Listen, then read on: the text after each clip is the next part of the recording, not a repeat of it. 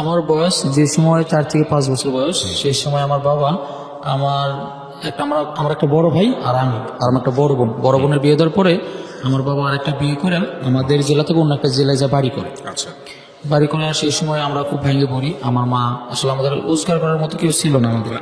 আপনার যখন বাবা বিয়ে করছে তখন আপনি বয়স কত আপনার? আমার বয়স 5 থেকে 6 বছর হবে। 5 থেকে 6। আপনি বুঝতেন বিষয়টা যে এরকম একটা প্রবলেম হচ্ছে? আমি এরকম ভাবে বুঝি না। বোঝে নাই। আচ্ছা, আপনি সবার বড় ছিলেন? না, আমার বড় একটা ভাই ছিল, আছে এখনো। মানে আপনারা 2 ভাই ছিলেন? জি। আপনার মাকে উনি ছেড়ে দিচ্ছিলেন নাকি মাকে রেখে একটা বিয়ে করছেন? মাকে রেখে আরেকটা বিয়ে করছে। ওকে, তারপর? তারপরে আমার বড় ভাই হচ্ছে মানুষের হোটেলে কাজ করে 25 টাকা দিন। ওই সময়টাতে? জি। ওকে। আমার মানুষের হোটেলে 25 টাকা দিন কাজ করে আমাদের খাওয়ায়। তো তারপরে 6 থেকে 7 মাস পর আমার বাবার একটা খোঁজ আসে, মানে আমরা অনেকদিন যাবত আমার বাবার খোঁজ পাই না। তো 6 থেকে 7 মাস পরে আমার বাবার আমরা খোঁজ পাই যে উনি হচ্ছে দিনাজপুর জেলার একটা থানায় থাকে, ঘোড়াঘাট থানায় থাকে। তো আমরা খোঁজ পাই যে আমার বাবা হচ্ছে ওই জায়গায় থাকে। তো তারপর হচ্ছে আমার মা হচ্ছে ওই জায়গায়, আমার একটা ছোট ভাই, আমার মার গর্ভে ছিল একটা বাচ্চা ছিল, আমার ছোট ভাই আর কি এখন যে আছে, ওরা নিয়ে আমি আমার বড় ভাই আমরা সবাই মিলে, আমার পরিবার সবাই মিলে আমরা হচ্ছে যাই আমার বাবার কাছে। যা দেখি আমার বাবা ওই জায়গায় একটা মেয়ের এনে ঘর্ষণ শুরু করছে এবং আমার সৎ মা প্রেগনেন্ট।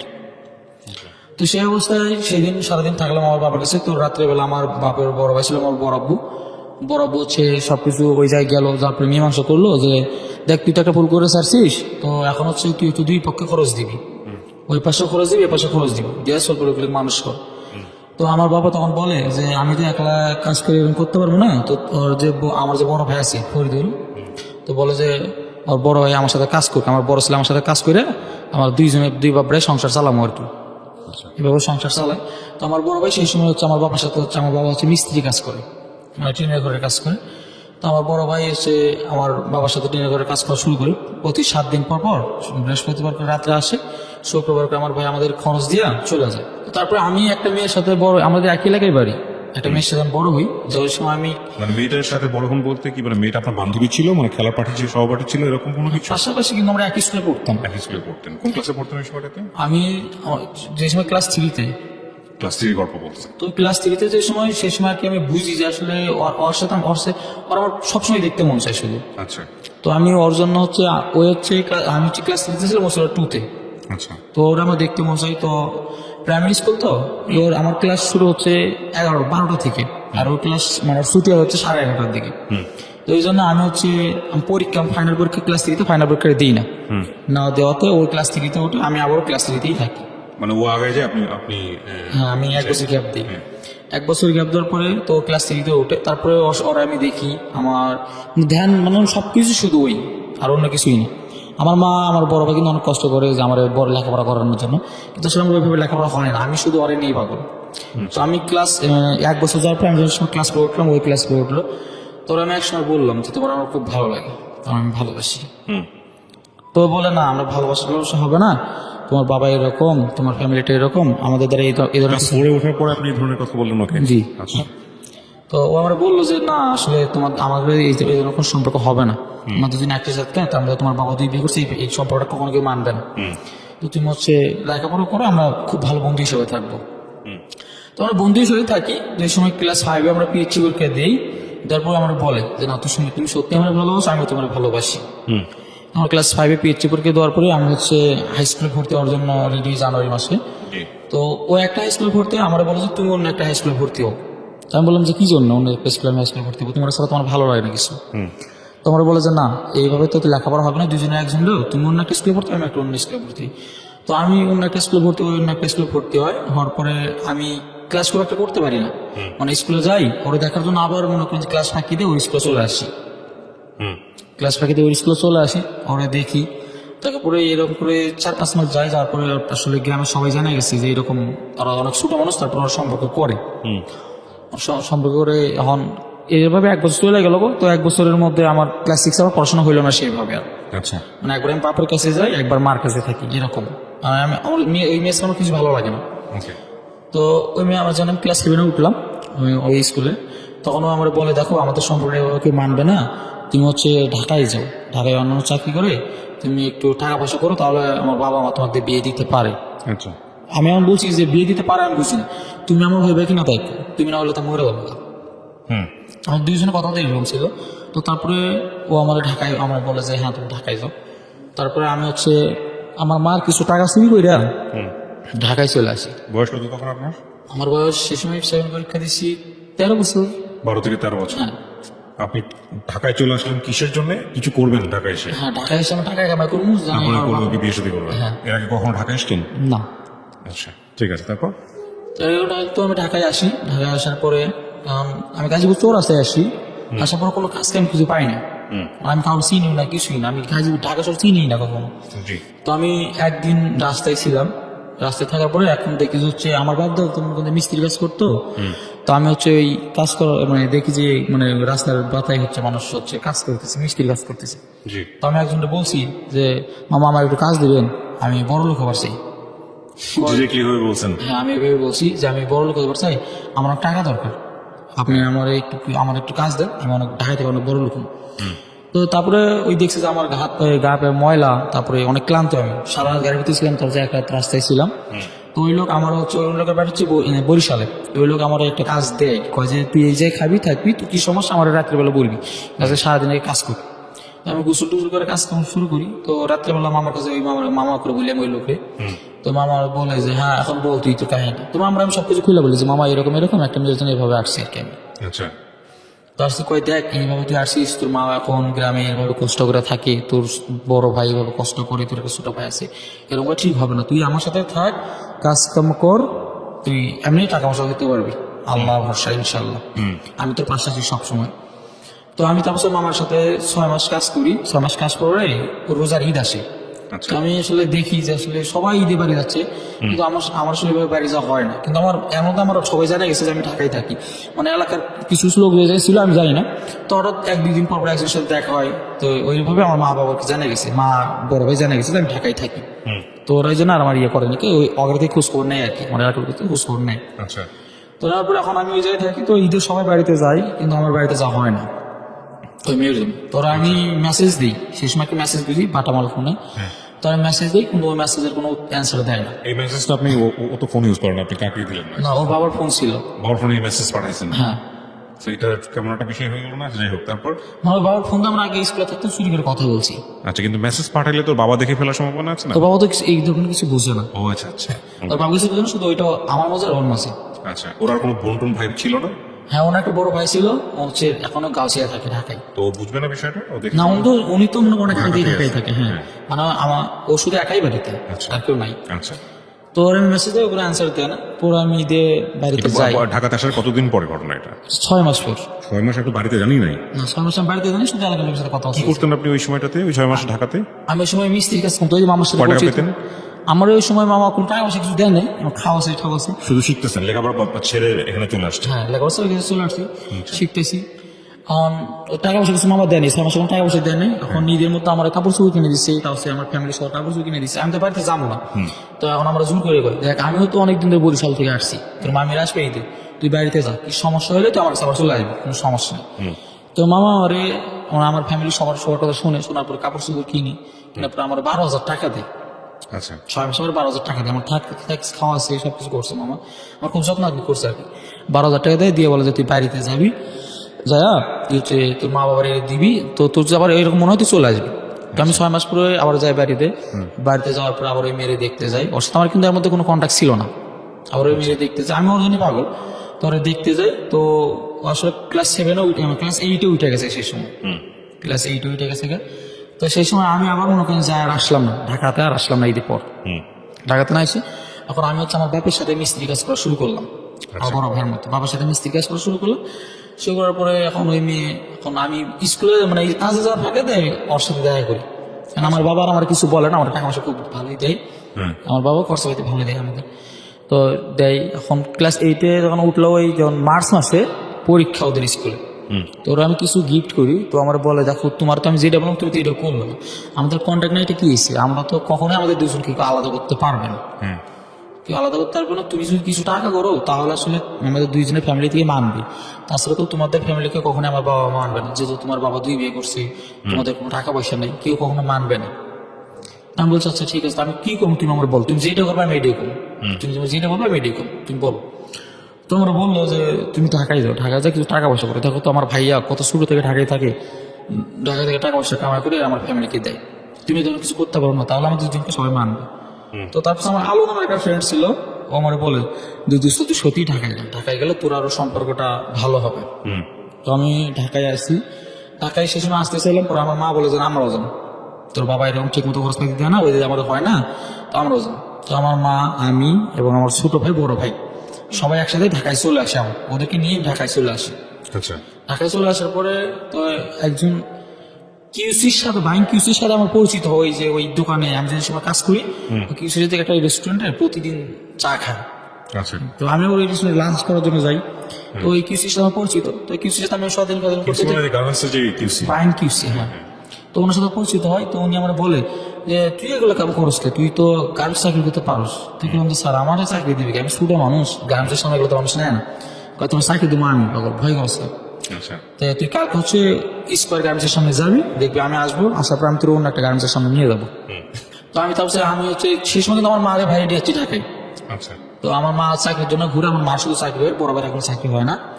তো আমি ওই মানে পরের দিনে সকালবেলা মামারে বললাম যে মামা আমি তো আজকে গার্মেন্টসের সামনে যাবো, কয়েকে বললাম যে মামা ওই যে আমার ভাই স্যার বলছে চাকরি দিবি আমার গার্মেন্টসে, না জানি কত টাকা বেতন পাবো, আমি চাকরি করবো।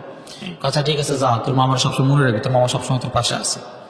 তো তারপর ওই লোক আমারে সকালবেলা আমি যখন দেখা করি আগে, এখন ওই লোক অফিসে হচ্ছে 11টার সময়, আমি 11টার মধ্যে গেটে দাঁড়ায় থাকি, 11টার মধ্যে গেটে দাঁড়ায় থাকি, ওই লোক আমার 11 বাজে ডাকে নিয়ে আসে, দেখে গেটে যে আমি দাঁড়ায় আছি, উনি গাড়ি থেকে নামে, গাড়ি থেকে নামে না, গাড়ি থেকে নামার পর দাঁড়ায় আসো, দাঁড়ায় আছে, তুই নামার পরে গার্মেন্টসের মধ্যে না যে একটা চাকরি দেয়, 3033 টাকা বেতন ধরে আমার চাকরি দেয়। তো ওনার কাছে থাকি আমি 1 বছরের মতো। আচ্ছা, 1 বছরের মতো উনি আমার বেতন করে দিল 7,800 টাকা। আচ্ছা, 7,800 টাকা করতে, এর মধ্যে ওই মেয়ের সাথে আমার মেসেজ আবার কথা শুরু হলো, কথা শুনে যখন আবার ওই রোজারি আমার এখন একদিন বলে যে দেখো আমার বিয়ে ঠিক আছে, কিন্তু আমার বিয়ে ঠিক আছে আমি বুঝলাম না, ও জিএসসির পরে বিয়ে ঠিক আছে, পরীক্ষার রেজাল্ট দিলে বিয়ে দিয়ে দেবে।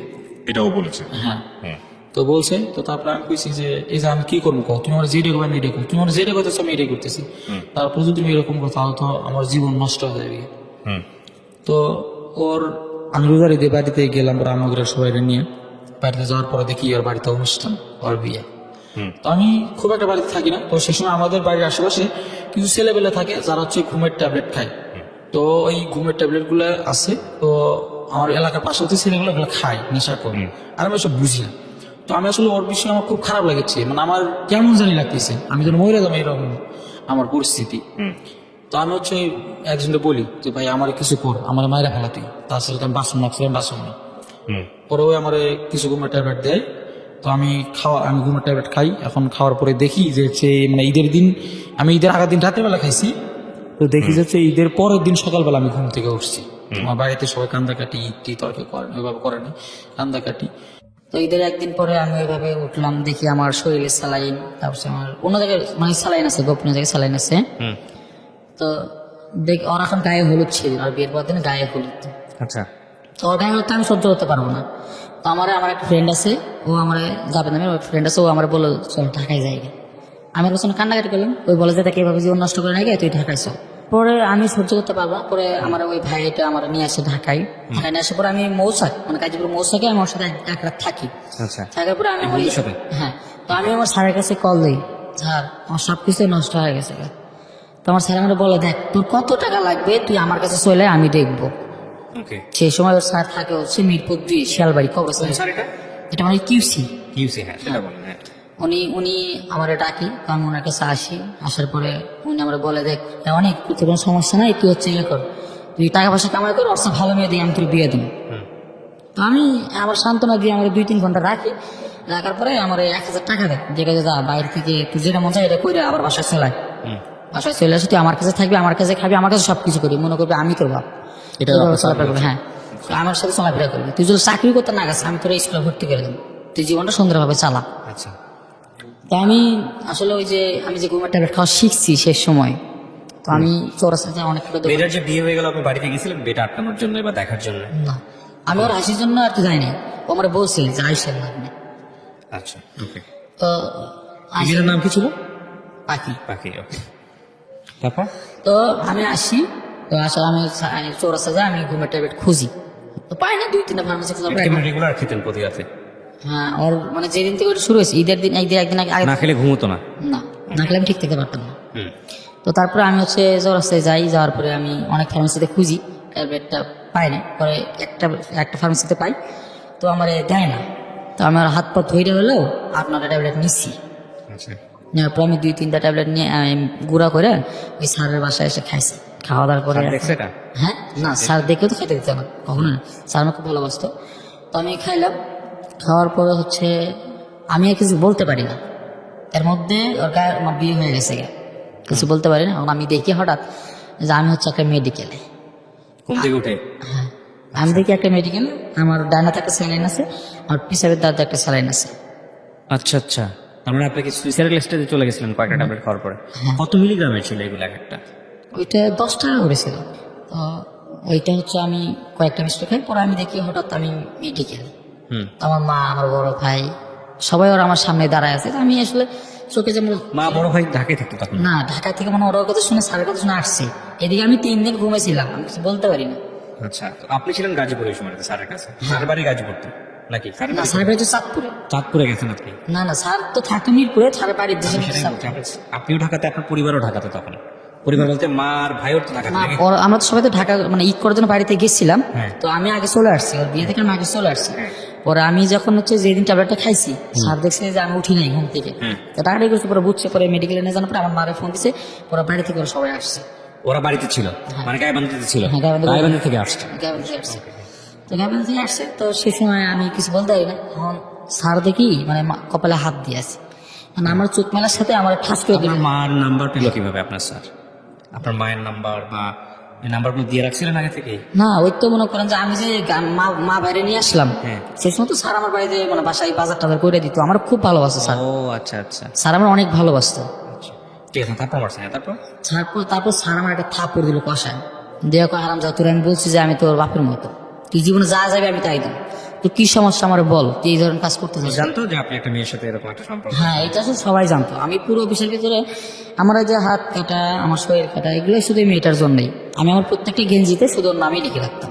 আচ্ছা। আমার মানে প্রত্যেকটা দিন আমি ওর নাম লিখতাম। হুম। তো আমার অফিসে সবাই জানতো, প্রায় অফিসে 4000 মানুষ, সবাই জানতো যে একটা ছেলে আছে, ছেলেটা গ্রামের একটা মেয়েটা ভালোবাসে, এরকম সবাই জানতো, কম বেশি সবাই জানতো আর কি। হুম। তো তারপরে স্যার আমার এরকম করলো, পরে বিয়ে হওয়া যায়। তো কন্টিনিউ আমার সাথে কথা বলে, কিন্তু আসলে আমি সেই সময় ঠিক থাকতে পারি না, ওই ট্যাবলেট না খেলে আমার হয় না। আচ্ছা। আর কথা মনে হলে আমি ট্যাবলেট খাই, আর আমি ব্লেড দিয়ে হাত কাটাকাটি করি।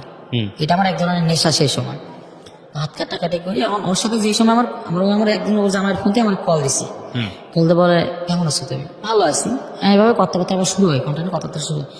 তো বলে যে দেখো আমার সাথে বিয়ে হয়েছে ঠিক আছে, কিন্তু ওর সাথে আমার কোনো কিছু হয় নাই। হুম। তার সাথে আমি ওরা একদিন বুকেও জড়াই নেই নাই, আমার নেয় নাই। এটা বিয়ে করার কয়দিন পরে ফোন দেয় উনি? উনি 4 থেকে 5 দিন। 4 দিন থেকে 5 দিনের পরে পাখি আপনাকে ফোন দিচ্ছে? হ্যাঁ, পাখি আমাকে ফোন দেয়। ওকে। ফোন দেওয়ার পরে এখন ও আমারে এভাবে কন্টিনিউ ভাবে কথা চলতেছে। তো 2-2.5 মাস পর ও আমার বলে যে আমি ওর বাড়িতে যাবো না। বললাম কি জন্য? কয় আমি তোমার ছাড়া বাঁচবো না, হুম। তোমার ছাড়া আমি বাঁচবো না, তুমি আমারে ছাড়া কিছু করো না। দেখলাম যখন আমি কি করবো তুমি আমার বলো। হুম। তো কইতেছে যে না তোমার কিছু করার, তুমি টাকা পয়সা ঠিক মতো কামাই করো, আমাদের গ্যাঞ্জাম লাগছে, আমি বাবার বাড়িতে আসছি, আমি ওর ভাত খাবো না, যত কিছু করে আমি খাবো না, দরকার হলে আমি মরে যাবো কিন্তু খাবো না। হুম। আচ্ছা ঠিক আছে। তো আমি সেই সময় ওই ঘুমের ট্যাবলেটটা মানে কিছু কম করার চেষ্টা করি, মানে ওর সাথে তো রাত জায়গায় কথা বলি, এখন আর খাওয়াটা লাগে না, খুব একটা লাগে না, মানে খাই শুক্রবার করে খাই। তো আমি খাই, এখন এর মধ্যে আমার সাথে কথা হতে হতে প্রায় 8 মাস চলে যায়। হুম। এর মধ্যে মানে আমার দাদারে আমার বাবা কোনো সময় দেখে নাই। হুম। আমার দাদা হচ্ছে 71 সালে নাকি হারায় গেছিল। আচ্ছা তো হঠাৎ একটা নিউজ আসে যে আমার দাদা এলাকাতে ফিরে যাচ্ছে। আচ্ছা, ইন্টারেস্টিং। তারপর? তো আমার দাদা ফিরে আসছে, তো আমার বাবা আমাকে ফোন দিয়ে বলে যে বাবা তোমার দাদা তো আমি কখনো দেখিনি, তোমার দাদা হঠাৎ করে ফিরে আসছে, তোমার দাদা এতদিন হচ্ছে তুরস্ক নাকি ওই জায়গায় ছিল, ওই দেশে ছিল, জেলখানায় ছিল। আমি বলছি আচ্ছা তাহলে এখন আপনি কি করবেন? কয় তোমরা দেখতে আসুন। তো দেখতে আসুন, এর মধ্যে আমার ওই পাখি আমার বলে যে দেখো তুমি হচ্ছে একটা বিয়ে করো। বলে আমি বিয়ে করবো কি জানো, আমি তো তোমার ছাড়া বাঁচবো না, তুমি তোমার সব কিছু। কেন তুমি একটা বিয়ে করো, তুমি যদি বিয়ে না করো তাহলে তোমার ফ্যামিলি থেকে বলবে যে তুই পাখির বিয়ে করছিস, পাখির একটা বিয়ে হয়েছিল, হ্যান তেন এগুলো কথাবার্তা বলে তুমি একটা বিয়ে করো। এর মধ্যে মানে গার্মেন্টসে আমার একটা ফ্রেন্ড ছিল, ও সবকিছু জানতো যে আমি আসার জন্য এই ট্যাবলেট খাই, এত হাত কাটাকাটি করি, সবকিছু জানতো। তো আমার সবসময় পোস্ট দিত যে দোস্ত এডিয়ে কর। পরে আমার সাথে সবকিছু শেয়ার করলাম যে দোস্ত দেখ তো আমার কয় যে একটা বিয়ে করবো। কাজে কি করবি, দেখ গার্মেন্টসে তো অনেক মানুষই বিয়ে করে, একটা বিয়ে করে সমস্যা কি? বললাম দেখ আমি ওরাই খুব ভালোবাসি, আমি অন্য কোনো বিয়ে করবো কিভাবে, তাই তুমি কি করবে? বললাম যে ওর কথা তুমি ভালো পারবো না। তো করছে দেখ ওর সাথে আর কথা বল, ওর সাথে আমি 5-6 দিন কথা বলার পরে না ওর কথা একটাই না একটা বিয়ে করার লাগে, তাছাড়া ও কিছু করবে না কখনো, কোনোভাবে রাজি না। কোনোভাবে রাজি না। তো ওর কথা মানে ওর কথা হচ্ছে আমারও একটা আঁচল লেগেছে, তোমার একটা আঁচল লাগতে হবে, তাহলে ব্যালেন্স হয়ে যাবে। হ্যাঁ। ইন্টারেস্টিং। ওকে। তো তারপরে আমি তো দোস্ত দেখ ও তো হচ্ছে মানে এরকম পালামি করতেছে, তো ঠিক আছে তুই আমি তোর বিয়ে করবো, ও যদি তারপরে ভালো থাকে তো থাক, আমি তোর বিয়ে করবো, কোনো সমস্যা নেই। বলার পরে আমি আরে বিয়ে করি, মানে বিয়ে হয় না, তো আমার মা তো রাজি হয় না কখনই। ওরা ওই স্যার যে স্যার আমার আদর করতো ওই স্যার বুঝাইলো না, বোঝানোর পরে তার সাথে কোনোভাবে আমার বিয়ে দিল, আচ্ছা। মানে শুধু মানে মুন্সিটাকে আর কি কবুল বলে না, রেজিস্টার মিস্টার কিছুই না, শুধু কবুল বলে বিয়ে করাইলো। এখন আমি তো হিমারে নিয়ে বেশ ভালোই আসছি এখন আমার মনে হয় যে না যার তো কিছু করার পরে তো জানার পর আমার কাছে আমার এনে ভালোই আছে। সাথে আমার 4-5 মাস সংসার হয়ে গেছে। তো ওই যে সেই সময় পাখি বলে যে এখন তোমরা ছেড়ে দিও, ওটা ছাড় মুখে কয় এখন আমরা 2 জন বিয়ে করবো না, আমাকে তখন ডিভোর্স হয়ে যাবে, এখন ওগুলোর কথা তো সবকিছু হয়েছে, এখন তখন আমি বিয়ে করবো। আমি আমার সবকিছু বলি দোস্ত দেখ তোর এরকম করতে কই, কিন্তু আমি তো তোরও ভালোবাসা ফেলেছি, এখন আমি কি করবো কয় তোর যেটা ভালো হয় এইটাই কর, তোর যেটা ভালো হয় এইটাই কর। তো তারপরে আমি ওরে কোনোভাবে বুঝাই পারি না, আমি পাখির আসলে কোনোভাবে বুঝাইতে পারি না। তো তারপরে সবকিছু খুলে বলার পর মা এখন বলে দেখ তোর যেটা ভালো হয় তুই জীবনে এটাই করবি, আমি তোর যে আমার ভালোবাসিস কিনা জানি না, কিন্তু তুই আমার সবকিছু ছিলি, আসিস থাকবি সবসময়, তুই আমার সবসময় হেল্প পাবি। হ্যাঁ, এখন তোমার বাবা মা আসলে খুব গরিব ছিল, আচ্ছা। হেল্প করেছে। পরে আমি বাড়িতে যাই, ওই বিয়ের অনেকদিন পর বাড়িতে যাই, ওদের বাড়িতে ফার্স্ট টাইম গেছি বড়াপার সাথে বাড়িতে গেছি। যাওয়ার পরে দেখলাম যে ওরা আসলে অন্যরকম, মন মাসটি খুব ভালো। আমি আরো সেই সময় মানে মন থেকে আমার জানি লাগে, ওরা আমার খুব আপন আপন লাগে, আপন আপন লাগে। তো তারপরে আমরা নিয়ে আসলাম। তো মানে ওই পাখি আসলে কোনোভাবে মানতে চায় না এই ধরনের কথাবার্তা, আমার কথা না আমি তোমার সাথে বাঁচবো, ওই হাত কাটাকাটি করে হাত পোড়াপুরি করে এগুলো করে। সেই সময় কি অ্যান্ড্রয়েড ফোনগুলো প্রথম নামছে, তো ওই মানে আমার একটা চাচি শাশুড়ি ফোন ছিল, ওই ফোনগুলোতে আমাকে ফটো দেয় যে এরম এরম করছে। তো তারপরে আমি হচ্ছে মানে টাঙ্গাইলে ঘোরার জন্য থুয়ে আসি 1 মাস পর, সেই সময় সাধারণ 9 মাস হয় নাই সংসার, কিন্তু 9 মাসের একটু আগে। আর আমি থুয়ে আসি টাঙ্গাইলে থুয়ে আসার পরে আমি বাড়িতে যাই ঘোরার জন্য, বিজয় দিবসে 16 তারিখে 14 ডিসেম্বর ঘুরতে যাই। ঘুরতে যাই পাখির আমি বলি যে এখন তুমি কি করবা বল, আমি তোমার রেখে আসছি। আমরা সেই সময় আসলে আমার কাছে কোনো টাকা পয়সা কিছু ছিল না, আমি সেই সময় আসলে পানা নিয়ে এবার পালাম, মানে পাখির এনে আপনি পালালেন, তখন আপনি আমার সাথে সংসার করতেছেন, তো পালানোর দরকার কি ছিল? পালানোর দরকার ছিল মানে হচ্ছে মানে বাড়িতে চলে গেল, তারপরে বাবা মা মানে ওটা কেমন জানি মানতে চায় না খুব একটা। কাকে মানতে চায় না? আপনাকে মানতে চায় না নাকি ডিভোর্স মানতে চায় না? না আমাকে মানতে চাচ্ছে না, মানে বাবা মা বলে যে এত দূরই এটা ভুল করছে। তো সেটা তো ঠিকই আছে, আপনার জায়গা থেকে সমস্যাটা কোথায়? আপনি ডিভোর্স দিয়ে দেন তখন। হ্যাঁ ডিভোর্স দিয়ে দেবো না, কিন্তু এটা করে না, আমি এটা করি না, 2 জন একজন করি দুজনের একজন আবার এটা সাপোর্টও করতেছেন না। না আচ্ছা। সাপোর্ট করতেছে এর মাঝখানে আবার পাখির নিয়ে পালায়ও গেলেন। না। এর একটা ঘটনা ঘটে গেছে, সেটা হচ্ছে কি আমার প্রেগনেন্ট ছিল, আমি সেই সময় বুঝি না প্রেগনেন্ট ছিল, বাচ্চাটা আর কি মানে ওই নষ্ট করে ওইভাবে যায় বাচ্চাটা বাড়িতে নষ্ট করছে, এটা আমার মা জানছে। জানার পরে হচ্ছে বড় আপার সাথে গল্প করছে যে আসলে ও তো আসলে এরকম তার বাচ্চাটা আমি নষ্ট করে দিই, কিন্তু অথচ কিন্তু আমি তখন আপন ভাবি, মানে তখন আপন ভাবি, তখন আমি পাখির সাথে কথা বলি তোমার কাছেই আছে। তারপরে আমার না বললাই মানে আমার না বলে ওই বড় আপার সাথে কথা বললা মানে হিমার না কি জানি বলে ওইটা করে ফেলে হচ্ছে করতো কি মানে আমি যে টাকা পয়সাগুলো কামাই করতাম সেই সময় স্যার কিন্তু ভালো বেতন দিত, 14,500 টাকার মতো। আচ্ছা। আমি সব টাকা ওর কাছে দিতাম। ও হচ্ছে মানে শুধু ঘর বাটা সবকিছু দিয়ে মানে পাশের একটা আমার স্বপ্ন ছিল যে ওই টাঙ্গাইলে বাড়ি করবে। আমার টাকা পয়সা সবকিছু এই মানে শ্বশুর বাড়িতে পাঠাচ্ছিল ওই। আচ্ছা। তো আমার মা কিছু বলেছিলাম যে ছেলে ভালোবাসে এরকম, তারপরেও ভালো থাক, তারপরে পাখিরে বলে ভালো থাক, পাখিরে বলবো। তো আমরা কখনো জানতাম না যে ছেলে এরকম করবে, বাচ্চারা নষ্ট করার পরে ও হচ্ছে মানে আপার সাথে যে সময় বাচ্চারা নষ্ট করছে, বাচ্চা নষ্ট করার পরে আপার সাথে যে ফোনে কথা বলছে, ওই আমার ছোট ভাইরা আছে যে পিচ্ছি, ও একটি রেকর্ডটা পাইছে, রেকর্ডটা পাওয়ার পরে আমার আম্মুরে দিয়েছে। আমি তো বুঝি না, পরে আম্মু তখন সবকিছু শুনছি, শোনার পরে নাকি ওই রেকর্ডটা নাকি বলছে যে আমরা হচ্ছে টাঙ্গাইলে বাড়ি করবো, ওর টাকার সাথে এটি আছে, ওকে আমি যেরকম সেটাই শুনবি, পাখি মাইকি এখন সবকিছু ভুলে গেছে, আমিও যেরকম ওই সেরে শুনবে আমরা টাঙ্গাইলে বাড়ি করবো। এটা ওর বড় আপাকে? হ্যাঁ। আচ্ছা। তো বলছে এই আমার রেকর্ডটা শুনছে আমার ভাই, শোনার পর আমি বলি যে দেখ তুই তো আমার খুব ভালো বন্ধু, তোর আমি খুব আপন ভাবি, এখন তুই আমার অন্তত ঠকাস না, তুই আমার আমি কি করবো, তুই কর, তুই তো জানিস শুনে জানিস আমার বিয়ে করছিস, তো তুই কর, আমি কি করবো। এখন ওই যে বলা যে আমি তাহলে ঘুরতে যাবো, তো আচ্ছা ঠিক আছে ঘুরতে যা, সমস্যা নাই। তো ওরা আমি ঘুরতে পাঠাই, ওরা আমি টাঙ্গাইল রাখলাম 14 ডিসেম্বরে, আমি 15 ডিসেম্বরে গেলাম সেই গাইবান্ধায়, 15 ডিসেম্বরে গাইবান্ধায় গেলাম। তারপরে কল দেয়, ও কল রিসিভ করতে চায় না। তো আমার একদিন 16 তারিখে রাত্রিবেলা কল দিছে, কল দিয়ে করতেছে কিরকম গ্রামে কিরকম সময় কাটতেছে, তাহলে আমার ভালো সময় কাটতেছে, তো তোমার কি খবর বলো, কবে আসবে। তো আমি জামুতেই আছি, আর তুমি হচ্ছে ইয়ে করো, আমার কাছে তোমার যে টাকা আছে 50,000 ওটা শুধু আমাকে দাও। বললাম কি আর করছে, যেটা শুধু আমি জমি জমি কিনে যাইতে পারি করবো, আমার হচ্ছে ইয়েতে যাবো না, গাইবান্ধায় যাবো না। তো বললাম দোস্ত দেখ এটা কেমন জানি হয় না, তুই বিয়ে করছিস গাইবান্ধায়, আমও তো জানিস কত কষ্ট করছে, এরকম হচ্ছে না, তুই চলে আয় না। ও আমার সাথে সে সময় এক ধরনের ঝগড়াই করছে ফোনে।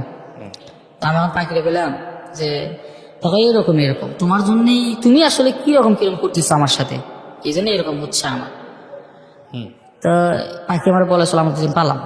আচ্ছা, এই হচ্ছে পালানোর ঘটনা। হ্যাঁ হচ্ছে পালানোর ঘটনা। তারপর তো তারপরে আমরা পালাবার চাইলাম, তো সেদিন ডাক্তার পালাইতে পারলাম না পারে। আমার ছুটি শেষ, 18 তারিখে আমার ছুটি শেষ, 3 দিন ছুটি ছিল আমার ছুটি শেষ, আমি চলে আসবো এখন। তখন কি হচ্ছে স্যার বিষয়গুলো জানেন না? না উনি তো জানেন, তখন কি ওনার সাথে আপনার সম্পর্ক আছে না ডিটাচমেন্ট? ওনার সাথে আমার সবসময় সম্পর্ক আছে। কিন্তু ওনারা ওইভাবে বলতে পারি নাই যে স্যার বাবা আমার ঠকাচ্ছে কিংবা পাখি এরকম করে বলতেছে, এটা আমি স্যারে বলতে পারতেছি না। Okay. মানে আমি সেরকম স্যার একটা ভয় পাইতাম যে স্যার শুনলে আমরা চড়াবে ধরি, এই একটা ভয় পাইতাম।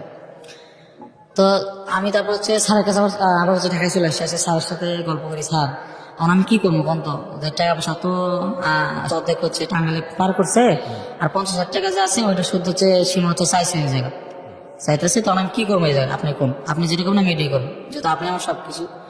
তো তাই দেখ টাকা পয়সা ভুলে ওই দিকে দেওয়া যাবে না, তোর যেটা ভালো হয় সেটাই করবি, কিন্তু টাকা পয়সা ভুলে ওই জায়গায় দিবি না, আর 2 নৌকা পাড়া দেওয়া বাদ দে, তাহলে ভালো হবে।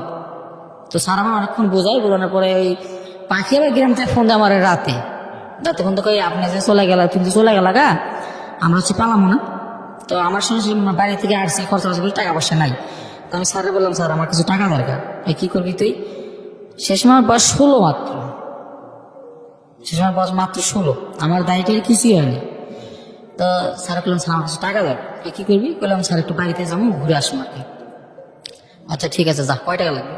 তখন স্যার আপনি যা দিবেন, গাইবান্ধার ভাড়া 400-500 টাকা হলে হয়, ওই 400-500 টাকা হলে হবে। তো বললাম স্যার একটু বাড়ির কাজ কাম আপনার বেশি করে টাকা দিন।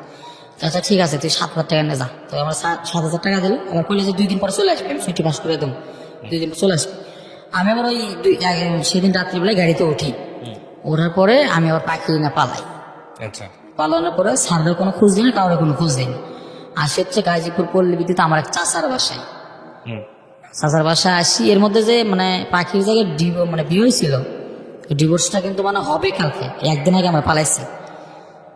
এই পালাইছি, তারপরে আমার চাচা তো আমার যে চাচার বাসায় আসি আমি, আসার পর চাচা সবকিছু না, চাচা আমার গালাগালি করে বলে এখন গ্রামে একটা সমস্যা হবে, কিরকম একটা বিষয় এগুলো, কিরকম একটা বিষয় এগুলো, এগুলো বাদ দিই বাবা, যেটা ভালো এটা কর। তা আমরা যেটা করছি এটা কর। তো আমি এবার চাচার হয়ে যাতে চলে আসি স্যারের কাছে, স্যারের কাছে আসি, ওই আমার অনেক স্যারের কাছে আসার পরে স্যার আমার কি করে বিয়ে করায়, স্যার আমার বিয়ে করায়।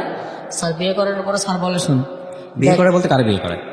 আমার পাখি, আমি যে পাখি নিয়ে চলে আসছি মিরপুর, আবার শিয়ালবাড়িতে। আচ্ছা, বিয়ে দিয়ে দিল ওর সাথে, তার আগে কি আগের বউটার কি ডিভোর্স হলো না? না ডিভোর্স তো তখন আছে আপনার সঙ্গে?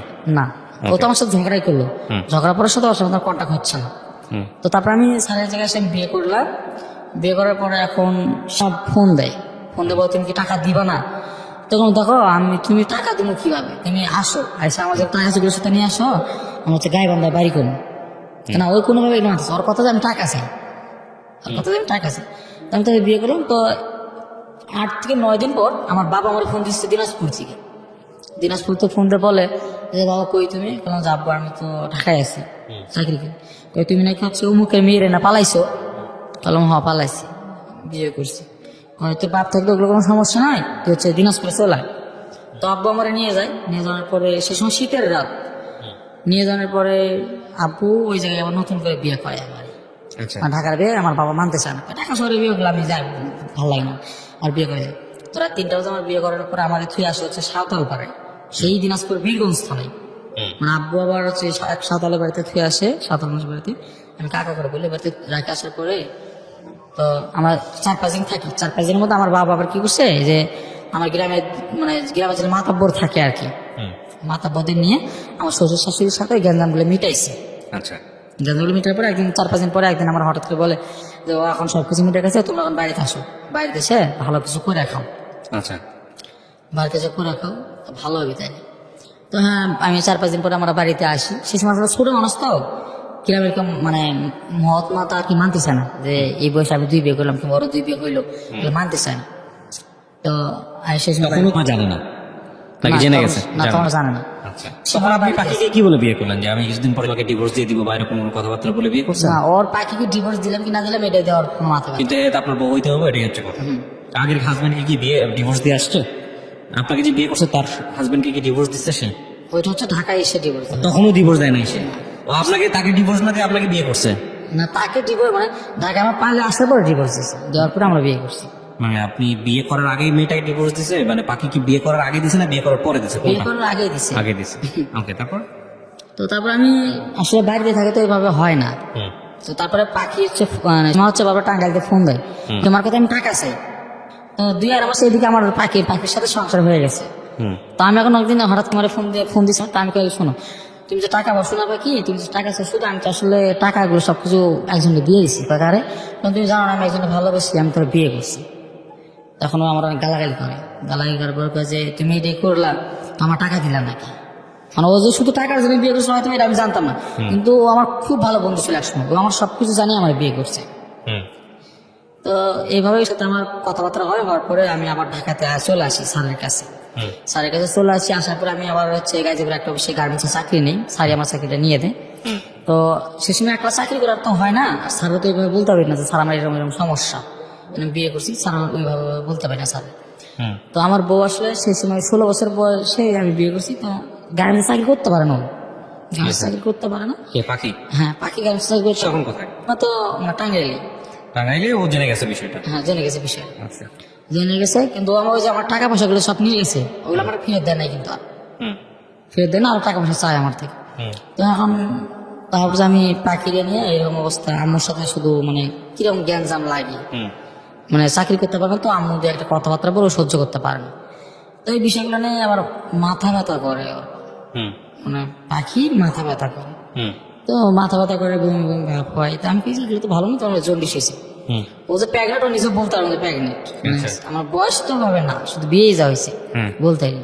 তো আমি ওর বয়স কত ছিল, আপনার বয়স কত ছিল যখন বিয়েটা করছেন? আমি কিন্তু সমবয়সী। তাকে বিয়ে করার কতদিন পরে পাখিকে বিয়ে করছেন? 9 মাস।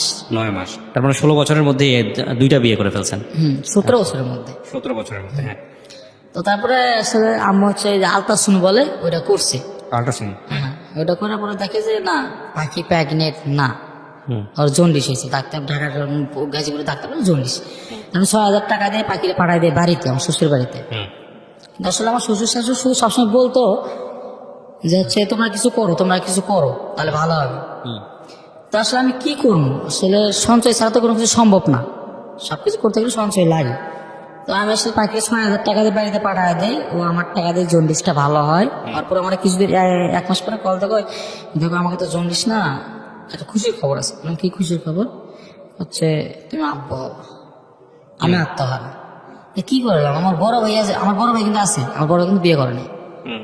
আমার বড় বিয়ে করে, এদিকে আমি বিয়ে করছি, আমার বউ প্রেগনেন্ট। তা আমি খুশিতে বাড়িতে গেলাম, তারপর আর বললাম তো কথা আমি এখন তো ঢাকা থাকবো না, আমি আব্বুর সাথে কাজ কাম করে খামো। তো হচ্ছে এইভাবে আমাদের সংসার ভালো চলবে, আব্বু 4-5 টাকা দিন তো এইভাবে ভালো চলবে। তো এখন ওই বাড়িতে থাকি, বাড়িতে থাকবো না, সেই সময় আসে প্রেগনেন্ট। তো বাড়িতে থাকি, এখন আসার আমি সবসময় বলি দেখো আমি তো আমার বাড়ির সবকিছুই করি, বাজারঘাট সবকিছুই করি, তোমার তো কোনো কিছু অভাব দেই না। তুমি তাহলে প্রতিদিন সকালবেলা করে মায়ের বাড়িতে যাবা না। মানে আমার বইয়ের একটা অভ্যাস খারাপ ছিল, কি হচ্ছে মানে প্রতিদিন সকালবেলা মায়ের বাড়ি যেহেতু আমি কাজে গেলেই আমার হচ্ছে বিকালবেলা চলে আসতো, মানে ওর মা বাবার সাথে সব সময় তো চলে আসতো। তো এটা নিয়ে অনেক জ্ঞানজাম হইলো। তো আর আমি পারবো নিশ্চিত করি না, প্রতিদিন যাইতেই থাকে। তো মানুষ শুধু বলে যে না তোর শ্বশুর শাশুড়ি তোর বউরে খাওয়ায়, আমার প্রত্যেকটা মানুষ বলে। তো আমি যে এদিকে সবকিছু করি, আমার টাকা তাহলে যাই কই, আমি বাবার সাথে কাজ করি 400-500 টাকা দিন, আমি 10 একটা বিড়ি খাইতে পারি না, সে একটা বিড়িও খাই না। হুম। তো তারপরে আমার শুধু এটা বলে, তো আমি সবকিছু বাদ দিয়ে ওর সাথে সাথে একদিন ঝগড়া করি, দেখো তোমার আমি বারবার বলি যে বাড়িতে যাও না, তুমি তারপরে যাও। হ্যাঁ, হওয়ার পরে এরকম হওয়ার পরে যে সময় হচ্ছে আসলে হচ্ছে 9 মাস, 9 মাস ছিল। তো এই সময় আসলে বলে, দেখো প্রত্যেকটা হচ্ছে মেয়েরই তো সন্তান প্রথম হচ্ছে বাবার বাড়িতে হয়, তো আমি হচ্ছে তার বাবা বাড়িতে একবারই যাই, তারপরে তুমি সবকিছু করবা, কোনো কিছু হবে না, তুমি সবকিছু করবা, বাচ্চার উপরে চলে আসো। ঠিক আছে, যাও, সমস্যা নেই। কিন্তু কেউ নিতে আসে নাই, আচ্ছা। কেউ কিন্তু নিতে আসে নাই। তো সেই সময় গেলাম, যাওয়ার পরে ওই পাখির বাড়িতে গেল। পাখির বাড়িতে যাওয়ার পরে আমি সবকিছু খরচা দেই, আর যা কিছু লাগে আমি সব দিই, কিন্তু আমার শুধু আমার শ্বশুর শাশুড়ি। আচ্ছা। তো একদিন রাত 4টে বাজে আমার শ্বশুর আমার কল দিছে, ভোরের রাজনের একটু আগে আচ্ছা। কল হচ্ছে, বাবা কি তোমার ডাক্তার কাছে যাওয়া লাগে? বললাম, কি জন্য? সমস্যা মানে খুলে আমি কইতেছে না। তো আমি বুঝতে পারছি যে এই সমস্যা। তো আমি হচ্ছে বৃষ্টি হচ্ছে, সেটাতে খুব বৃষ্টি, ডাক্তার আমি ডাকে নিয়েছি বৃষ্টিতে ভিজা, ডাক্তার ডাকে নিয়েছি। ওই ভাই আবার খুব ভালো ডক্টর, জি। মানে গ্রামের সবার খুব ভালো সেবা করে।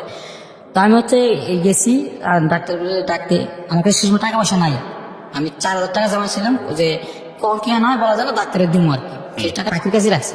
তারপর? তো আমি সেই টাকাটা পাখির কাছেই রাখছিলাম। তো ডাক্তারে একটা স্যালাইন দেওয়ার পরে আমার ছেলে হয়েছে, আমি 17 বছরে বাবা হয়েছি। আচ্ছা। তো রাত 4টে বাজে আমি কল দিই আমার বড় ভাইয়ের কাছে, ঢাকায় থাকে ওরা সেই সময়, আমি কিন্তু বাড়িতে। তো সেই সময় কল দিয়ে বলি, ভাই তখন কি আপনি সাথে আপনার সম্পর্ক আছে? না, সেটা আমার কোনো কন্ট্যাক্ট নেই। কন্ট্যাক্ট নাই, কিন্তু আপনি ডিভোর্স দেয়া বা কোনো কিছু করেছেন না? না না, তখনও কিছুই করেন নাই? না, তখনও করিনি। আচ্ছা, তারপর? তো তারপরে আমি আমার ভাইয়ের ফোন দিয়ে বলি যে, ভাই এরকম এরকম। আচ্ছা ঠিক আছে, তাহলে আমরা 10-12 দিন পরে বাড়িতে যাচ্ছি। হুম। সবাই খুশি আর কি, ছোট ভাইয়ের বাচ্চা আছে, সবাই খুশি। তো বাচ্চা হওয়ার প্রায় চুল ফালানো, মানে টাকা পয়সা সব কিছু আমারই গেল, কিন্তু সব খরচা আমার। আমার শ্বশুর এই যে বাচ্চা হওয়ার পরে 10 টাকা দিয়ে একটা পানির বোতল পাওয়া যায় বাচ্চাদের খাওয়ানোর জন্য। তো আমি কাজে গেছি, তো আমার পাখি আমার ফোন দিয়ে কইতাছে যে একটা 10 টাকা দিয়ে ডাক্তার কাছে ইলাজ বেড়েছে, বলবা যে ভাই পানির বোতল নাই, 10 টাকা দিয়ে পানির বোতলটা নিয়ে এসে আসতে শোন। বিকাল সে সময় 4টে বাজে। তো আমি বললাম, দেখো বাজার তো কাছে আছে, তুমি একটু বাবারে যা বলো না কাম। আমি কই যে বাবা আনবি দেয়, কিন্তু বাড়িতে কিন্তু বাবা গালাগালি করে, যখন খাচ্ছে যাচ্ছে এরকম গালাগালি করে, কিন্তু কিন্তু পাখি আসলে বলে না, তার প্রেম করে বিয়ে করছে এই জন্য বলে না।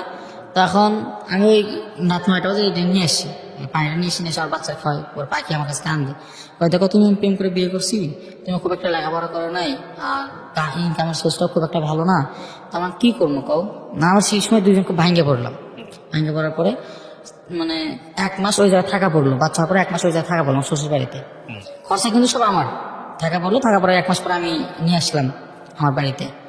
নিয়ে আসার পরে আমি সবকিছু করি। তো আবারও পাখি শুধু হচ্ছে ওই বাড়িতে যায় আসে সঙ্গে ভাড়া চলতেছে। এর মধ্যে আমি করলাম কি, ওই জায়গায় একটা সংসদ সদস্য আছে দিনাজপুরের, সংসদ সদস্য আছে।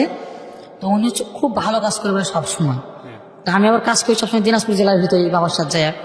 তো ওনার আমি খুব ভালো একটা ফ্যান হয়ে গেলাম, মানে ওনার খুব ভালো ভক্ত আমি হয়ে গেলাম। জি, ওই এমপির হওয়ার পরে আমি সেই সময় ফেসবুকটা একটু সেভাবে বুঝি না, তো আমি সবসময় ফেসবুক খালি ভাইয়েরই পোস্ট, মানে ওই ভাইয়ের এমপির পোস্ট দিই।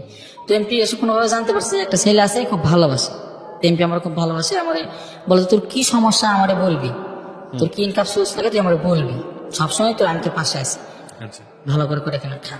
তো সে সময় আর কি বাচ্চারা যখন 8-9 মাস বয়স, সে সময় তুই ঢাকায় আসি আমার বউরে নিয়ে, আবার ঢাকায় আসি, আবারও আসে ওই মানে ঢাকায়, মানে ওই আমার বললো কিন্তু আমার ইনকাম সোর্সটা ভালো না। আসলে আমাকে দুজনে হেল্প করার মতো কেউ ছিল না, কারণ আমার বাবা মা তো একলা কষ্ট করে, বড় ভাই তো বড় ভাইয়ের মতো, মানে শ্বশুর শাশুড়ির মতো হেল্প করার মতো কেউ নাই। তো আমরা দুজন যখন তাই তখন ঢাকায় আসি, বাচ্চাটা আমার শ্বশুর বাড়িতে রাখার পরে পাখি মনে করেন যে থাকতে পারে না, আবার বাড়িতে যাই, যার পরে বাড়িতেই সংসার। তো তারপরে আবার আমি ওরা নিয়ে আসি, মানে বাড়িতে নিয়ে যাই, এই 1 মাস থাকার পরে বাড়িতে নিয়ে যাই, 1 মাস থাকার পরে বাড়িতে নিয়ে যাই। তারপরে আমি এমপির সবকিছু জানাই, মানে একটা ছেলে আছে, এই ছেলের মাধ্যমে আমি এমপির সবকিছু জানাই যে ভাই মতো এরকম সমস্যা। তো বলে তোর কি সমস্যা? কোনো সমস্যা নাই, আমি যে কোনো কাজ দিচ্ছি কাজ করে খাবি, কোনো সমস্যা নেই, কাজ করে খেলে কোনো লজ্জা নেই। তো উনি আমার কাজ কাম করতে দেয়, আমি আমার বাবার সাথেও কাজ করি, ভাইয়ের কাজে করি। ভাই আমার খুব ভালো টাকা দেয়, সে সময় ভালো চলতেছিল, ভাই আমার খুব ভালো টাকা দেয়, মানে বাবার সাথে কাজ করেছে। আমি মনে করেন যে ভাইয়ের যে একটা পোস্ট দিই, ভাইয়ের এই কথা বললি ভাই আমার খুব ভালো টাকা পয়সা দেয়, তো ভালো চলি। চলার পরে এখন মনে করেন যে এই যে ভাই আমার একসময় বলে তুই যে সাইডের কাজে লাগাই পড়, সাইডের কাজে লাগলে ভালো হবে, যে কোনো কাজও শিখতে পারবি। আর আমাদের তো এমপি তো সবসময় থাকবে না, আমি তো সবসময় থাকবো না, তুই থাকতে কিছু করে খাইতে হবে। তুই একটা কাজ কাম শিখেন, যে কাজ কাম করে তুই সারা জীবন চলতে হবে, খাইতে পারবি। আমি তো সবসময় বেঁচে থাকবো না, এইভাবে বোঝায়। তো বোঝানোর পরে আমার বাবার সাথে আবার সে সময় কাজ করি, ভাইয়ের কাজে করি, দুজনের কাজে করার পরে এখন ওই সে সময় কি একটু বেশি টাকা ইনকাম হয়। আচ্ছা এখন ওটাই আমার শ্বশুর শাশুড়ি মাথায় ধরে গেছে, হ্যাঁ ভালো টাকা কামাই করে এখন এমপির কাছেই থাক, আচ্ছা এমপির কাছে থাক, ওদের কথা ওইটা। তো তারপরে আমি হচ্ছে এরকম চলতেই আছে, আমাদের চলতেই আছে। হুম তারপরে পাখি আবার আমার বলে যে চল আমরা ঢাকাতেই চলে যাবো, শুধু আমাদের জ্ঞানজাম চলতেই ছিল, তখন কার সাথে যোগাযোগ নাই আপনার? না কোনো কন্ট্যাক্ট নেই। আচ্ছা। তো ঢাকায় আসার পরে এখন আমার বলে, পাখি বলে যে তোমার আগের বড় ডিভোর্স দাও, তোমার এটা তো গেছে বাধ্য, তোর কথা বাধ্য, না ডিভোর্স দাও, তোর ডিভোর্স দিলাম আমি। আচ্ছা, কাগজ কলমে ডিভোর্স দিলেন? হ্যাঁ কাগজে কলমে সেই সময় ডিভোর্স দিলাম, অনেকদিন পর, বাচ্চা প্রায় 1 বছর আগে সেই সময়। হুম তো ডিভোর্স হওয়ার পরে এখন আমরা এই গার্মেন্টসে কাজ করবো না, এই সময় আর কি আমার শ্বশুর শাশুড়ি কল দিয়ে মানে আমার বউরে বারবার বোঝায় যে তোর কাজ কাম করার দরকার নাই, তুই বাড়িতে চলে আসবি, খেলে বুঝবি না খেলেও বুঝবি, মানে ওরা আর কি ভাত খাওয়াবে না, এরকম ওদের কথা। আচ্ছা, কেন খাওয়াবে না? হ্যাঁ এই যে আসলে আমার মনে করেন যে আমার যে বাইরের জায়গা আছে ঠিক আছে, কিন্তু বাড়ি করে দেওয়ার মতো কেউ নাই। বাবা তো 2 বিয়ে করছি, মানে আসলে হেল্প করার মতো কেউ নাই, যে মানে কোনো একটা শক্তিশালী যে কাজ করে খামো, এই কাজটা আমি পারি না। আচ্ছা ঠিক আছে, তারপরে কি হলো? ওকে বলতেছে বাড়ি চলে আসার জন্য। বাড়ি চলে আসার জন্য। তো এইভাবে একদিন রাগারাগি হয়, রাগারাগি হওয়ার পরে আমি হলো 2টা চর মারি। দেখো আমরা যদি ঢাকায় থাকি, যদি গার্মেন্টসে করি, তারপর 2-1 বছর পর আমরা ভালো কিছু করতে পারবো, বাড়িতে ভালো কিছু করে খাইতে পারবো। তো তুমি এরকম করো বারবার, তোমার দেখো তো কয় বছর ধরে বিয়েছে, কয় বছর ঢাকায় নিয়ে আসলাম, এরকম রাগারাগি হয়। রাগারাগি হওয়ার পরে ও কি করে বাড়িতে চলে আসে, আচ্ছা রাগ করে, মানে আমাদের একজনের সাথে বাড়িতে চলে যায়। তারপরে সেই সময় আমাদের অনেক গ্যাঞ্জাম হয়। এখন ওই বাড়িতে যাওয়ার সাথে ওর মা কি করে, ওরা আর আমার কাছে আসতে দেয় না, আমার সাথে কোনো কন্ট্যাক্ট করতে দেয় না। কিন্তু ও যে সময় ফোন পায় হাতে, সেই সময় আমার মেসেজ করে যে দেখো এই ধরনের সমস্যা, আব্বা মা বলে তোমার ডিভোর্স দিতে, তোমার ইয়ে নাই, তোমার ডিভোর্স দিতে বলে, তোমার ডিভোর্স দিতে বলতে। আমি বললাম তুমি কি করবা করো, বলছে আমি কি করবো, তুমি আমাকে যেরকম আমি এরকম, তুমি আমাকে একবারে এই বাড়িতে নিয়ে যাও, আমি আর কখনো এই ধরনের ভুল করবো না, একবার কি তোমাকে বাড়িতে নিয়ে যাও। তো তারপরে আমি বাড়িতে যাই, বাড়িতে যাওয়ার পরে আমি হচ্ছে মানে বিষ খাইছিলাম। বিষ খাইছেন? হ্যাঁ, তারপর? ওর আমি আসতে বললি ও আসে না, আর আমি বলছি তুমি একলাই আসো, তোমার বাড়িতে গেলে গ্যাঞ্জাম করবে না, তুমি একলাই আসো, নাহলে বলো আমি নিয়ে আসতেছি, তুমি যেটা করে এইটাই। এখন ও মনে করছে আমার বিষের বোতল দেখাইছিল, দেখানোর পরে কি করছে, ওর চাষি ওর থেকে কায়রা নিয়েছে, ওর হচ্ছে আর আসতে দেয় না, ঘরের দরজা দিয়ে রাখে, এইদিকে আমি মনে করছি একটা বাজার থেকে বিষের বোতল কিনে এসে বিষ খাইলাম। বিষ খাওয়ার পর আমার একটা ফুফাতো ভাই আছে, ও আমার মেডিকেলে নিয়ে যায়, মেডিকেলে নিয়ে যাওয়ার পরে সবকিছু অন্যরকম হয়ে গেছে। তো এই ঢাকা থেকে আমার মা বাবা সবাই, মা ভাই সবাই গেছে, যাওয়ার পরে আমার অনেক কিছু হয়ে গেল, অনেক গ্যাঞ্জাম আর কি। তারপরে গ্রাম্য শালিক যেটা হয়, গ্রাম্য সালিশ হলো। তো আমার শ্বশুর বলে যে না, ডিভোর্স দিয়ে নিবে। আচ্ছা, ডিভোর্স দিয়ে নিবে। তো এখন ও তো মনে করেন ডিভোর্স দিবে না, কিন্তু আমার শ্বশুরের কথা ডিভোর্স দেওয়াই লাগবে। ওরও আমার একদিন পরে মেসেজ করছে একটা, দেখো আব্বা হচ্ছে কাল রাতে আমার মাথায় কোরআন শরীফ তুলে দিছে, কোরআন শরীফ বলছে তোমার যদি ডিভোর্স না দেয় তাহলে আব্বা আত্মহত্যা করবে। শুন আসলে তোমার বাবার সমস্যাটা কি, কয়ে যে আমাদের ভালো কোনো ইনকাম সোর্স নাই, এই জন্যে। তারপর আমি বললাম যে এখন তুমি কি করবা, কয়ে যে আব্বা যদি মরে তাহলে আমি কি করবো, কিন্তু আমার মাথায় কোরআন শরীফ তুলে দিছে, তা আমি কি করবো কও। তো এখন এই জন্য কথা হতো, তো আমি ঢাকায় চলে আসি, রোজায় দেবো ঢাকায় চলে আসি। 1 মাস 1.5 মাস বসে থাকি, 1.5 মাস পর আবার কোরবানিতে বাড়িতে যাই। তো গ্রাম সালিশ আবারও হয়, কিন্তু ওরা মেয়েকে আসতে দিবে না, কোনোভাবে মেয়েকে আসতে দিবে না। তো তারপরে মনে করেন যে আমি আমার একটা লোক ছিল বগুড়ার শাহজাহানপুরের, উনি হচ্ছে ঠিকাদার। তো উনি হচ্ছে আমার গল্পটা সবকিছু জানে, মানে ওই যে একজন ওর সাথে গল্প করছে আর কি, বলছে ওর শুধু ওই আসলে সারাদিন শুধু অবহেলায় পাওয়া যাচ্ছে, ওর আসলে খুব ভালো একটা ইনকাম সোর্স নাই থেকে ওই সারাদিন শুধু অবহেলায় পাওয়া যাচ্ছে, প্রথম বই এরকম করছে, তারপরে এইটাও এরকম। তো ওই ভাই আমার বলছে, ওই ভাই আমার একটা কাজ দিল, সাইডের কাজ।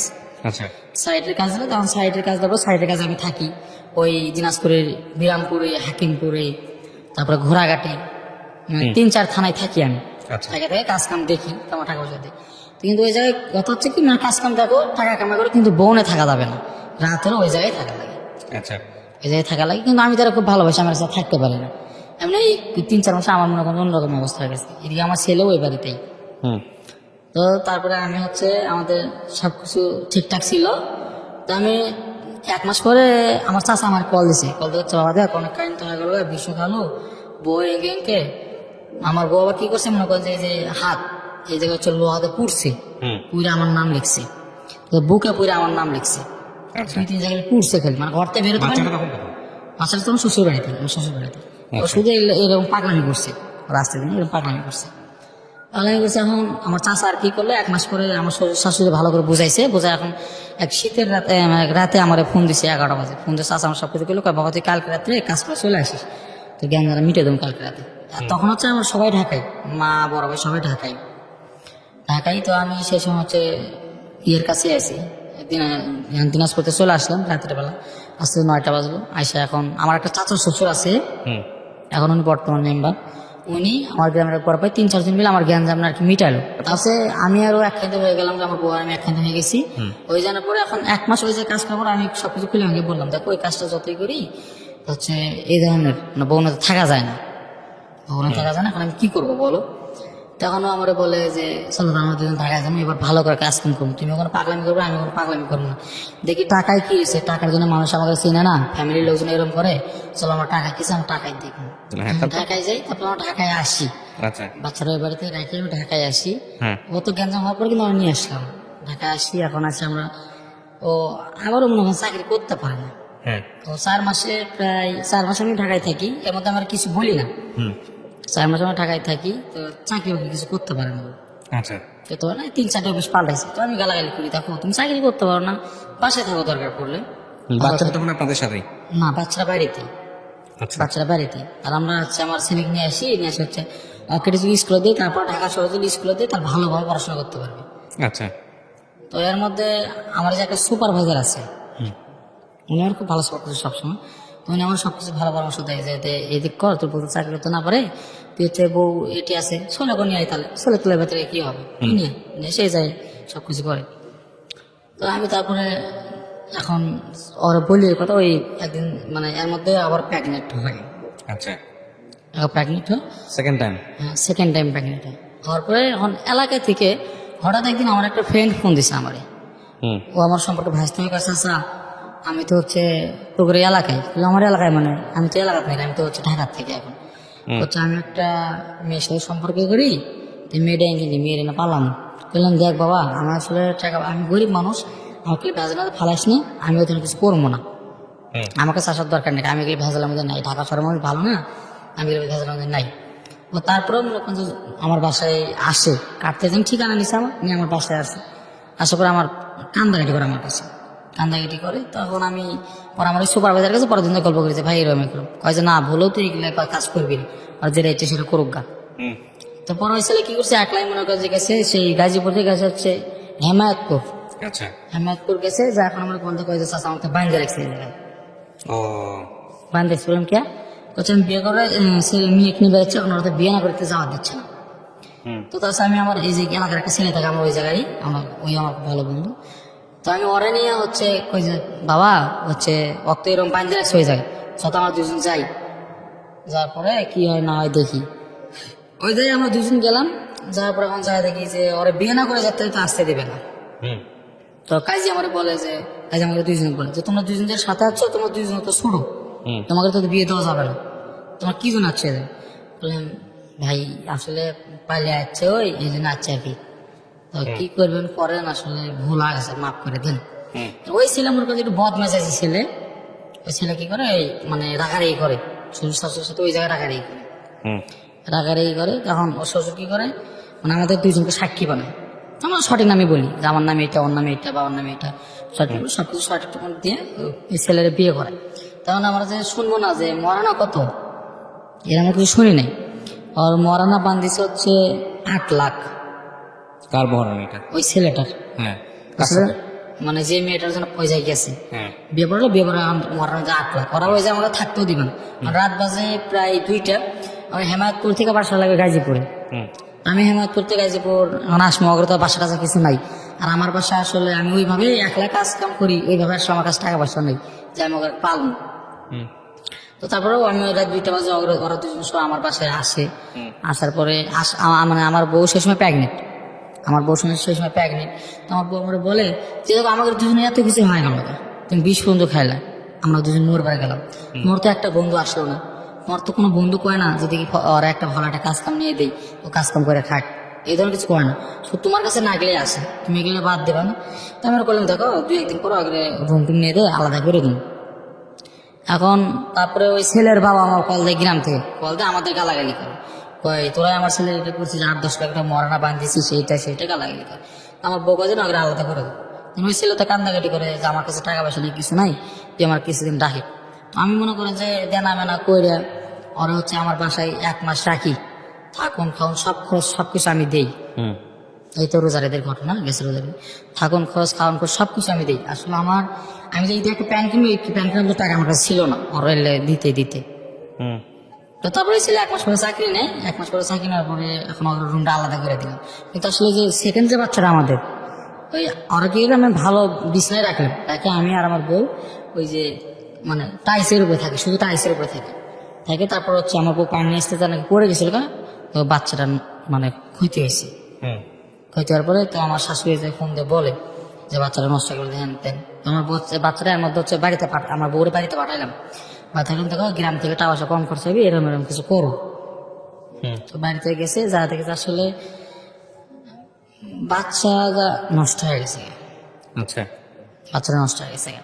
তো তারপরে এখন চলে আসে, 3-4 দিন পরে চলে আসো, 3-4 দিন পর চলে আসো, আমার বলে দিচ্ছে যে দেখো তুমি আসলে আমরাই নিজেকে আমার চলে না, আমাকে তুমি এই ধরনের বন্ধু বান্ধব বাদ দাও, এই ধরনের বন্ধু বান্ধব বাদ দাও, এগুলো আমার ভালো লাগে। তো আমি ওই ছেলেটা চাকরি নিয়ে দিলাম, এখন আলাদা রুম নিয়ে দিলাম। আমার বউ বাড়ি থেকে আসার পরে 4 দিন পর বাড়িতে আসার পরে আমি রুম টুম ওই ছেলেকে আলাদা করে নিয়ে দিলাম। নিয়ে তারপরে কুরবানি রোজারিতে বাড়িতে গেলাম। বাড়িতে যাওয়ার পরে হচ্ছে ওই ছেলে বাবা যে আছে, মানে যেখানে দেখা পায় আমাদের সেখানকে আমি আর যে ছেলে গেছিলাম বাসাইতে ওনার ছেলেকে, যেখানে দেখা পায় আমাদের খুব গালাগালি করে, মানে চাকর নিশে আমাদের মারতে, আমাদের জেল খাটাবে, এটা সেটা অনেক কিছু বলে, বাজে বাজে কথা বলে এলাকায়। আমার শ্বশুর বাড়িতে অনেক বাজে বাজে কথা বলছে, সব জায়গায় বাজে কথা বলছে। আমার বউ এগুলো সহ্য করতে পারে না, আমার সাথে শুধু ঝগড়া করে। এখন আবার ওই ঈদের ছুটির পরে ঢাকায় চলে আসি। তার মধ্যে ওই ছেলে কিন্তু বাবা মানে একটা বললো না যে আসলে ওদের কোনো দোষ নাই, আমরা হচ্ছে ওদের কাছে যা পড়ছিলাম ওদের কোনো দোষ নাই, আমরা নিজে বিয়েটাই করছি। ওই ছেলে কিন্তু একটা কথা বলেনি, ওই ছেলেরা বলছে যে না ওদের মানে কিছুই বলেনি, কি আর বাবা মা গেলে কিছুই বলেনি, মানে ও আমার একটা কেমন যেন একটা গ্রামে দুর্নাম করে দিয়েছে। তো তারপরে হয়ে যায়, তো আমি ঈদের ছুটি কাটে বাড়িতে আসি। বাড়িতে আসার পরে আবার হচ্ছে কি যে আমি রাত 3টা বাজে নামছি গাড়ি থেকে, রাত 3টা বাজে নামছি। আর ওই তো যেই ছেলেটা আমার সাথে গেছিল ওরে বিয়ে করাইতে, ওই ছেলে কি করছে আরেকটা মেয়ে না আমার বাসায় আসছে পাইলে। তা আমি তো গেট খুলি, দরজা খুলি না, যে আমার এই জন্য ভেজাল হয়, আমি দরজা খুলবো না, তোর সে কি করবি করাই দা। তো তাও আমাদের বাড়ি এলাকা কয় যে দেখ তোরা এগুলো বাদ দিই, অগ্র হচ্ছে চালু করে আজকে রাতটা রাখার পরে অগ্র হচ্ছে সরাবি, এইগুলো বাসাতে ভেজাল রাখবি না, আমরা জানি তোরা দুজন খুব ভালো, তোরা দুজন খুব ভালো আসিস, তাহলে তোদের কাছে ভেজাল আসে কি জন্য। তা আমি করছি যে আঙ্কেল আপনি তাহলে একটু মানা করে দেন, এরা যেন আমার বাসাতে না আসে। তারপরে ওরা দিন সকালের পরে আমার ওয়াইফ মানে চাকরি নিছে, আচ্ছা, চাকরি নিয়ে অ্যাপেক্সে চাকরি করেছিল, অ্যাপেক্সে গেছে। অ্যাপেক্সে তারপরে আমি এদের 2 জনে কিনা বাইরে হয়েছি, বাইরে করলাম যে বাবা আমার বাসাতে চলে যা, আমি একলা চাকরি, আমারই হচ্ছে না সমস্যা, তোর চলে যা। তো চলে যাওয়ার কথা কয় আরো 2 জন সহকার বিয়ে করে দিই, মানে ওই 2 জনকে নিয়ে আমি আছি ঢাকা মোহাম্মদপুর। নিয়ে আসার পরে এই যে আমার একদিন থাকা লাগে, অথবা আমার বউ ওই জায়গায় একদিন হচ্ছে আমার মামির কাছে থাকে, আমার মামির বাসা আছে, আমার মামির কাছে থাকে। কিন্তু ও একদিন সারাদিন নাকা থেকে ডিউটি করে, সারাদিন নাকা থাকছে, পরের দিনও নাকা থেকে ডিউটিতে গেছে। তারপরের দিন এরা বিয়ে করলো, আমি ওগুলোর মধ্যে ভেজানো যায়নি। বিয়েটা করার পরে এখন রাত 2টা বাজে আমি হচ্ছে গাজীপুর পৌঁছেছি, পরের দিন একদিন পর রাত 2টা বাজে গাজীপুর পৌঁছেছি। এখনো আমার সাথে রাগারাগি যে তুমি এরকম করতেছ, আমার দ্বারা এগুলো হবি না, রাগারি করতেছে, মানে ভাত রাঁধুনি খাইনি, কি রে আমার অবস্থা, কান্দাকাটি করতেছ। এখন তারপরে এখন বাড়িতে যাবি, মানে আমার মা ফোন দিচ্ছে বাইরে তাই, বাইরে তাই হচ্ছে না, এগুলো তো বাইরে তাই তোরা। আমি করছি আচ্ছা ঠিক আছে, তুমি বাড়িতে যাও তো বলি, এগুলো কাহিনী ভালো লাগে না, সারা জীবন আর কত কি করবো কও, তুমি সারা জীবন যেটা কো এটাই করি। কিন্তু আসলে তারপর তুমি মন পাচ্ছি না, আমি বলি আর তুমি কই মন পাবা কিভাবে, তোমার তখন ভালো কোনো ইনকামই নেই, আসলে আমি যে ইনকামটা করবো, যে কোনো একটা ব্যবসা করবো, এগুলো টাকা পয়সা লাগে। আমার তো বাপও নেই যে হেল্প করে আমার টাকা পয়সা দিবি, তারপর আমার কেউ তো নাই যে আমার হেল্প করবে একটু। তাই আমি কই যে শোনো, আমরা তো ঠিক মতো যদি একটা বছর গার্মেন্টস করি, দুইজনে মিলে যদি গার্মেন্টস করি, একজনের টাকা খামো, একজনের টাকা রাখবো, তাহলে আমরা এক বছরে ভালো কিছু করতে পারবো না। ওর কথা ওইটা না যে একলা চাকরি করো, একলা সবকিছু করালে। আমার সমস্যার কথা এটা। তারপর আমি আমার ওয়াইফ, আমি আমি পরের দিন অফিসে চলে আসছি, আমার অফিস খুলছে, আমি অফিসে চলে আসছি। পরে আমার মামি খুঁজছে যে ম্যাম আপনি আমার গাড়ি তুলে দেন, আমি বাড়িতে যাবো। পরে মামি কিছু না, বাড়িতে যাওয়া হবে না, তুমি আসো করে আসলে আমি গ্যাঞ্জা মিটেছি বলছে। তো বলার পরে কি বলছে, আমার মামাতো ভাই ছোট, আমার মামাতো ভাই আছে আমার কাছে অনেক ছোট, আমার মামাতো ভাইরে বইলে আমার মামাতো বোনের সাথে করে গাড়িতে ওইটা জিনিসপাতি যা ছিল, আমার একটা ফোন সহ, আমার একটা ফোন ছিল, ফোন টোন সবকিছু সহ, একটা গ্যাসের চুলা বন্ধ রেখেছি, সবকিছু সহ মনে করেন যে রাগের মাথায় নিয়ে চলে গেছে। আচ্ছা, রাগের মাথায় নিয়ে চলে গেছে।